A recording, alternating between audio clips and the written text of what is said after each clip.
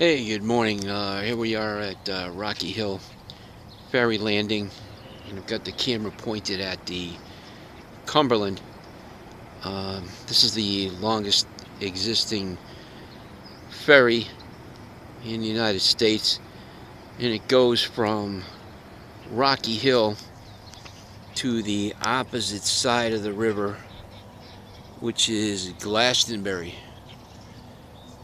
We're looking at a Rocky Hill police boat, and way on the other side of the Connecticut River there is the Glastonbury Landing. Now it's early morning and we got some little sea, I don't know what you call them, sea squirrels or whatever, little steam coming off the Connecticut River. And as we take the camera over there, we've got about a 30-foot Donzi fiberglass boat there, equipped with all kinds of radar and gear, and looks like some twin outboard engines on the back. So that looks like it might be able to take a nice ride. And of course, again, this goes out to Long Island Sound. This is the Connecticut River. I'm going to swing the camera north, pick up some of these what I call little sea squirrels or whatever. They're little like fog things that come up off of the river. And aiming the camera directly into the sunset right now, and that's headed north towards Springfield, Mass. And just gonna walk down here with the camera. And I'm gonna actually walk out onto one of these docks. This one particularly that I'm walking out on is for that purpose. It's designed to let people come out here and fish. And it's got some floats on there, and every year they put it in. Put the floats in and chain them up to these posts, and of course it goes up and down depending upon the tidal waters, which, even though we're about 30 miles north of Long Island Sound, this is still a river that's controlled by the tide. Guess the moon's gravitational pull works just about everywhere. And you can see the difference in the tide where I'm looking at these this little mini mud flat here, and you can see the water was up here before, and so the water's down. Looks like about gotta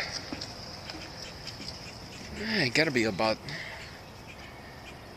16 feet lower, and it looks like it's still on the way out. So it's a pretty strong tide, even though we're so far away from the Connecticut River. And this is early morning. So what happens over here in the early morning, and I'm going to maybe leave the camera over here by that log a little bit here, because a lot of times you'll see some big splashes out here, and those are probably bigger fish like pike or carp. I know this area over here by that buoy is a haven for pike. I've seen somebody with a kayak come back one morning, and he told me that the fishing rod was just hanging out of the back of the boat, and pike were jumping up from there, trying to attack the lure. Now there's a big ring right there. A fish just jumped there. If you can, I don't know if the camera's picking this up or not, but there's a big ring Something had just splashed in there and created this big ring in the water. So I don't know if we're going to be lucky enough to get something jump right in front of this camera, but you know, we're certainly going to hold it here for a little while. Let's see what happens. So I know this area to be a breeding ground for pike. I've caught one pike here, pretty good size, and I just know they're here.